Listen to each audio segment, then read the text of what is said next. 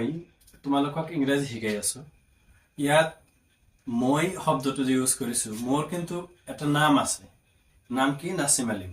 এই নাছিম আলিমটো আছিল নাউন, কিন্তু এই নাছিম আলিমৰ পৰিৱৰ্তে যে বহাইছো যে মই তোমালোকক ইংৰাজী শিকাই আছো, এই মই শব্দটো হল প্ৰনাউন।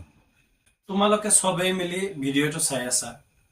এই তোমালোকৰ কিন্তু প্ৰত্যেকৰে এটা এটা নাম আছে। কাৰোবাৰ নাম ৰাজু, কাৰোবাৰ নাম বিজু। এই সব কেইটা নাম বাদ ৰাখি ইয়াৰ পৰিৱৰ্তে তোমালোকে শব্দটো বহুৱাইছো।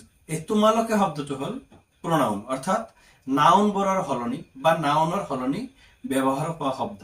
এইটো ষ্টিলৰ সহায়ত তৈয়াৰী।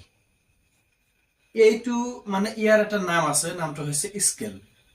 এই স্কেলৰ বাহিৰত বা স্কেলৰ পৰিৱৰ্তে বহুৱাইছো কি? এইটো শব্দটো স্কেলৰ পৰিৱৰ্তে অৰ্থাৎ নাউনৰ পৰিৱৰ্তে বহুৱাৰ কাৰণে এইটো শব্দটো প্ৰনাউন হৈ গৈছে। ওকে, তো প্ৰনাউন বিলাকৰ আকৌ বহুত কেইটা ভাগ আছে। ভাগ বিলাক নেক্সট ভিডিঅ'ত আলোচনা কৰিবলৈ ট্ৰাই কৰিম।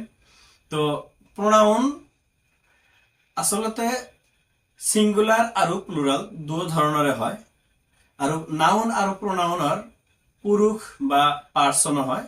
আমি নেক্সট যিবিলাক ভিডিঅ' আহি আছে সেই ভিডিঅ'বিলাকত আলোচনা কৰিম। তো এই প্ৰনাউন বিলাকৰ মূল যিবিলাক প্ৰনাউন তাৰ এখন চাৰ্ট ইয়াত চোৱা। মই বা আই, উই বা আমি, ইউ বা তুমি, ইউ মানে হৈছে তোমালোক, হি মানে তেওঁ, সি মানে তাই, দে মানে সিহঁত, ইট মানে এইটো, দিস মানে এইটো, দ্যাট মানে হটো, দিস মানে এইবোৰ, দোজ মানে হবোৰ। এই সব কেইটা মিলি হৈছে প্ৰনাউনৰ এটা গ্ৰুপ। ইয়াৰ বাহিৰেও আৰু বহুত কেইটা প্ৰনাউন আমি সচৰাচৰ দেখা পাওঁ। তো প্ৰনাউনৰ বিষয়ে আৰু ক্লাছিফিকেশ্যন অফ প্ৰনাউনৰ বিষয়ে আমি নেক্সট ভিডিঅ'বোৰত বিতংভাৱে আলোচনা কৰিম।